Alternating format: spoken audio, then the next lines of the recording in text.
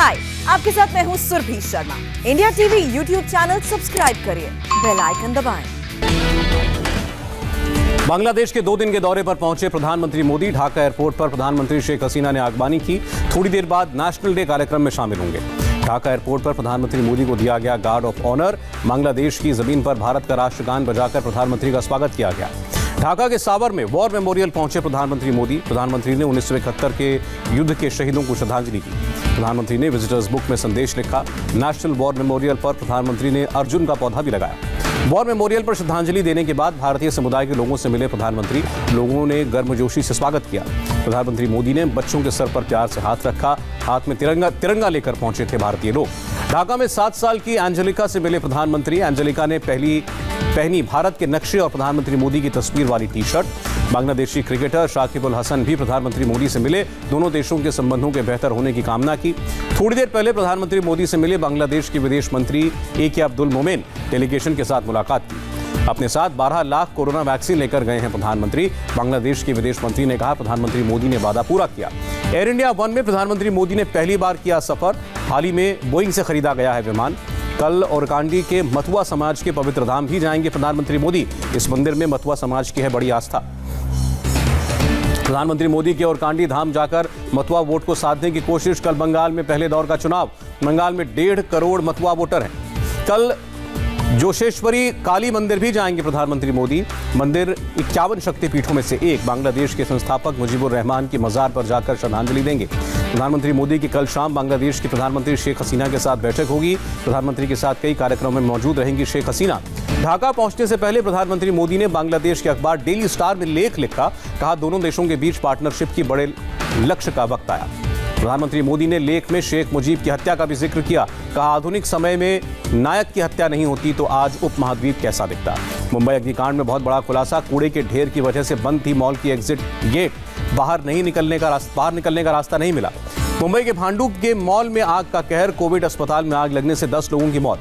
आग के वक्त कोविड अस्पताल में कुल 78 मरीज भर्ती थे। 68 मरीजों को दूसरे कोविड सेंटर में शिफ्ट किया गया। मॉल की तीसरी मंजिल पर था कोविड हॉस्पिटल। छत के शीशे तोड़कर निकाला गया धुआं। मुख्यमंत्री उद्धव ठाकरे ने सनराइज हॉस्पिटल का जायजा लिया। कहा, मॉल में अस्पताल चलाने के लिए दी गई थी तत्कालीन इजाजत। जायजा लेने के बाद उद्धव ठाकरे ने चेतावनी दी, 10 मौतों के लिए जिम्मेदार लोगों पर करेंगे कार्रवाई। उद्धव ठाकरे ने मृतकों के परिजनों से माफी मांगी। मृतकों के परिजनों को 5-5 लाख रुपए के मुआवजे का ऐलान। मुंबई की मेयर किशोरी पेडनेकर की सफाई। बोली, मॉल के अंदर हॉस्पिटल की जानकारी नहीं थी। घटनास्थल का जायजा लिया। महाराष्ट्र के पूर्व सीएम देवेंद्र फडणवीस ने कहा, बीएमसी की लापरवाही से हुआ हादसा। हाईकोर्ट संज्ञान लेकर जांच के लिए कमेटी बनाए। भांडुप अग्निकांड पर बीजेपी नेता किरीट सोमैया का बयान। कहा, लोकायुक्त से मंत्री अनिल परब की शिकायत करूंगा। ड्रीम मॉल को बताया गैर कानूनी। पीएमसी बैंक घोटाले के आरोपी राकेश वाधवान का है ड्रीम मॉल। 2009 में बनकर तैयार हुआ था। मॉल में 2 बैंक्वेट हॉल और कई दुकानें। सुप्रीम कोर्ट का बहुत बड़ा फैसला। बाहुबली नेता मुख्तार अंसारी को 2 हफ्ते में यूपी शिफ्ट करने का आदेश दिया। मुख्तार अंसारी को भेजा जाएगा बांदा जेल। यूपी की अदालत में चलेगा ट्रायल। राष्ट्रपति रामनाथ कोविंद सीने में बेचैनी के बाद पहुंचे आर्मी हॉस्पिटल। ऑब्जर्वेशन में रखा गया। रूटीन चेकअप किया गया। यूपी पंचायत चुनाव की अधिसूचना जारी। 4 चरणों में होंगे पंचायत चुनाव। 15, 19, 26 और 29 अप्रैल को होगा मतदान। 2 मई को होगी वोटों की गिनती। आज से पूरे उत्तर प्रदेश में आचार संहिता लागू। वाराणसी और कानपुर में पुलिस कमिश्नर प्रणाली लागू। असीम अरुण कानपुर और ए सतीश गणेश वाराणसी के पहले पुलिस कमिश्नर बने। कश्मीर के बड़गाम में सीआरपीएफ के 2 शहीद जवानों को दी गई श्रद्धांजलि। कल लाभपुरा में आतंकी हमले में हुए थे शहीद। दिल्ली में दक्षिण कोरिया के रक्षा मंत्री को सुषमा स्वराज भवन में गार्ड ऑफ ऑनर दिया गया। राजनाथ सिंह और सू बूक ने की बैठक। किसानों के भारत बंद के दौरान लोगों को भारी परेशानी। अंबाला में जाम में फंसी महिला ने प्रदर्शनकारियों के आगे हाथ जोड़े, पैर भी छुए। अंबाला में अपनी आप बीती सुनाते वक्त रो पड़ी महिला। स्कूल जाने देने की अपील की। हाल ही में किसानों के बंद में फंसी एम्बुलेंस। आम आदमी को भी हो रही है भारी परेशानी। सोनीपत में आंदोलनकारियों से भिड़े गांव वाले। कोंडली बॉर्डर के पास बस स्टैंड पर दोनों तरफ से चले लाठी, डंडे और पत्थर। पंजाब के अमृतसर में किसानों ने रेलवे ट्रैक जाम किया। ट्रैक्टर लगाकर हाईवे ब्लॉक किया।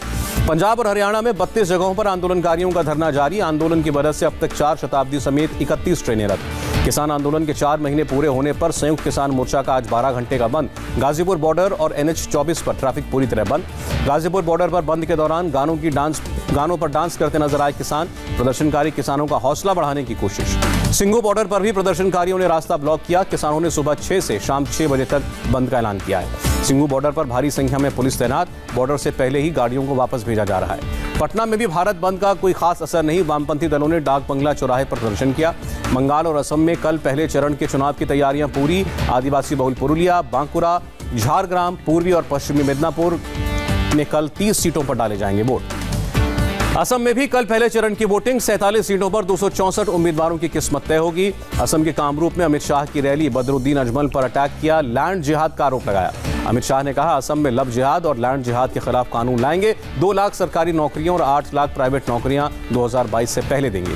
असम में मोरी गांव की रैली में बोले अमित शाह, अजमल और कांग्रेस की सरकार आई तो फिर आतंकवाद के रास्ते पर चलेगा असम। वेस्ट मिदनापुर की रैली में मोदी सरकार पर जमकर बरसी ममता, कहा रेल सेल सब बेचा जा रहा है। पूछा कहां है पीएम केयर्स फंड का पैसा। ममता ने बिना नाम लिए बीजेपी पर हमला किया, बीजेपी को गुंडा पार्टी कहा, बोली गुंडों को नहीं घुसने देंगे।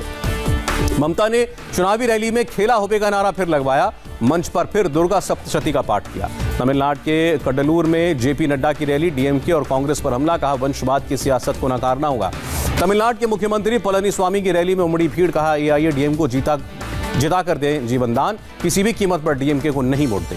एंटीलिया केस में नया खुलासा, एनआईए सूत्रों के मुताबिक स्कॉर्पियो में धमकी भरा खत रखना भूल गया था सचिन वाजे, दोबारा जाकर खत रखा। एनआईए सूत्रों का दावा, दूसरी बार इनोवा कार के नंबर प्लेट को बदलकर एंटीलिया के बाहर लगाया गया, बम्पर से गाड़ी की पहचान हुई। महाराष्ट्र के मुख्य सचिव ने रश्मि शुक्ला पर सरकार को सौंपी रिपोर्ट, रश्मि शुक्ला पर ही गोपनीय लेटर लीक कराने का शक जताया। महाराष्ट्र के मंत्री जितेंद्र आव्हाड का आरोप, रश्मि शुक्ला ने निर्दलीय विधायक राजेंद्र पाटिल यादवाकर को बीजेपी के साथ आने को कहा था। एनआईए ने शुरू की मनसुख मर्डर केस की जांच, कोर्ट से रिमांड मिलने के बाद सचिन वाजे को वारदात से जुड़ी 3 जगहों पर लेकर गई एनआईए की टीम। देश में अक्टूबर 2020 के बाद आए सबसे ज्यादा कोरोना के मामले, 24 घंटे में 59,118 नए केस, 257 मरीजों की मौत। देश में कोरोना की तेज रफ्तार की वजह से एक्टिव केस 4,21,000 के पार, स्वास्थ्य मंत्रालय ने जानकारी दी। कोरोना विस्फोट के बाद एक्शन में उद्धव सरकार, मुख्यमंत्री ठाकरे ने बुलाई समीक्षा बैठक, महाराष्ट्र के सभी डीएम के साथ वर्चुअल मीटिंग। पुणे में डिप्टी सीएम अजीत पवार ने की बैठक, जिले में एक दिन में आए 6,432 पॉजिटिव केस। नागपुर में सार्वजनिक और निजी जगहों पर होली और शब बारात पर रोक, कोरोना के बढ़ते मामलों के बाद नगर निगम का फैसला। नागपुर समेत पूरे विदर्भ में कोरोना ने पकड़ी रफ्तार, नागपुर में 24 घंटे में 3,569 पॉजिटिव मामले, 47 संक्रमितों की मौत। महाराष्ट्र में कोरोना के कुल 35,952 केस आए, मौत का रिकॉर्ड टूटा, 2021 में सबसे ज्यादा 111 मरीजों की मौत। मुंबई में फिर सामने आए 5,504 नए मरीज, 24 घंटे में 14 मरीजों की जान गई। दिल्ली में एक दिन में 1,515 नए मामले, 24 घंटे में 5 मौतें। दिल्ली में कोरोना की डरावनी रफ्तार, 3 महीने बाद कंटेनमेंट जोन 1,000 के ऊपर। दिल्ली में कोरोना के 5 सुपर स्प्रेडर्स वाली जगहों की पहचान।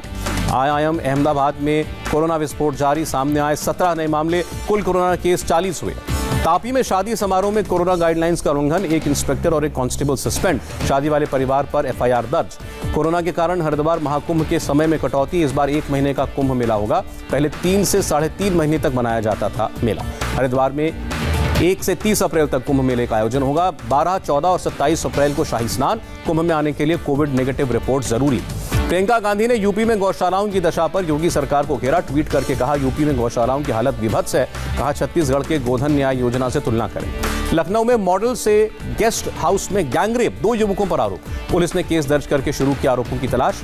मेलाघाट टाइगर प्रोजेक्ट की वन अधिकारी दीपाली चौहान ने डीएफओ शिव कुमार से तंग आकर खुद को गोली मारी, सुसाइड नोट में शिव कुमार पर अश्लील भाषा में बात करने और रात में मिलने के लिए बुलाने का आरोप। जलंधर में बर्थडे पार्टी में हर्ष फायरिंग, एक निजी इमिग्रेशन ऑफिस के बाहर युवकों ने टेंट लगाकर मनाई बर्थडे पार्टी, सीसीटीवी फुटेज कब्जे में लेकर पुलिस ने जांच शुरू की। दिल्ली के ग्रेटर कैलाश इलाके में देवदूत बने पुलिस और दमकल कर्मी, एक परिवार के 3 लोगों को बचाया, आग में तीसरी मंजिल पर फंसे थे तीनों। अंबाला में पुलिस चौकी के पास गैंग वॉर, कार पर ताबड़तोड़ फायरिंग से 2 की मौत, 1 जख्मी। झांसी में केरल की नन्स को ट्रेन से उतारने के मामले में पकड़ा तूल, आईजी रेलवे ने दिए जांच के आदेश, जांच में धर्म परिवर्तन के लिए 2 महिलाओं को ले जाने के नहीं मिले सबूत। वाराणसी के मणिकर्णिका घाट पर खेली गई चिता की भस्म से होली, दाह संस्कार में आए लोग भी मातम भूलकर मस्ती में डूबे दिखे। वाराणसी के मणिकर्णिका घाट पर होली खेलने के लिए उमड़ी भीड़, लोगों ने राख और गुलाल से होली खेली, कोरोना नियमों का पालन नहीं किया। भगवान कृष्ण की जन्मभूमि मथुरा में खेली गई लठमार होली, महिलाओं ने पुरुषों पर डंडे बरसाए। अमेरिकी राष्ट्रपति जो बाइडेन ने चीन को दी बड़ी चेतावनी, कहा अपने सहयोगी दलों के साथ मिलकर कानून मानने के लिए चीन को बनाएंगे जवाबदेह। अमेरिका के दोबारा राष्ट्रपति बनने की तैयारी में जो बाइडेन, कहा 2024 में फिर से लड़ेंगे राष्ट्रपति का चुनाव। चीन ने दी ब्रिटेन पर बदले की कार्रवाई, कई सांसदों और संगठनों पर लगाया बैन। ब्रिटेन ने उइगर मुसलमानों के दमन का लगाया था आरोप। सऊदी अरब में यमन बॉर्डर पर तेल के टैंकर पर ड्रोन से हमला, टैंकर में लगी आग। स्वेज नहर में फंसे जहाज का पूरा क्रू भारतीय है, कंपनी ने कहा सभी 25 सदस्य सुरक्षित। स्वेज नहर में फंसे विशालकाय एवर गिवन कंटेनर शिप को निकालने की कोशिशें जारी, समंदर में लगा लंबा ट्रैफिक जाम। अमेरिका के अलाबामा में टोर्नेडो से तबाही, तेज हवाओं की चपेट में आने से कई घर ध्वस्त, कई गाड़ियां पेड़ों की चपेट में आईं। 450 करोड़ में बिकी दुनिया की सबसे बड़ी पेंटिंग, 6 टेनिस कोर्ट्स के बराबर है पेंटिंग का साइज। दुनिया की सबसे बड़ी पेंटिंग को बनाने में लगे 1065 पेंट ब्रश और 6300 litre paint. Journey of humanity नाम की पेंटिंग को ब्रिटिश कलाकार साचा जाफरी ने बनाया। पुणे के दूसरे वनडे में टीम इंडिया की मजबूत शुरुआत, स्कोर 3 विकेट पर 182 रन के पार। टीम इंडिया के कप्तान कोहली और केएल राहुल ने जमाया अर्धशतक, तीसरे विकेट के लिए 121 रन की पार्टनरशिप। मैच के चौथे ओवर में बेन स्टोक्स ने गेंद पर लगाई दार, दोनों अंपायर्स ने बेन स्टोक्स को चेतावनी दी। न्यूजीलैंड ने बांग्लादेश को तीसरे वनडे में 164 रन से हराया, सीरीज पर 3-0 से कब्जा। ऑनबे और डेरल मिचेल ने जमाया शतक। टाटा ग्रुप की बहुत बड़ी जीत, ग्रुप के एग्जीक्यूटिव चेयरमैन पद पर साइरस मिस्त्री को बहाल करने के फैसले पर रोक लगाई। हाय, आई एम सुरभि शर्मा। खबरों से अपडेट रहने के लिए India TV YouTube channel subscribe करिए, साथ में बेल आइकन जरूर दबाएं। जुड़े रहें इंडिया टीवी के साथ।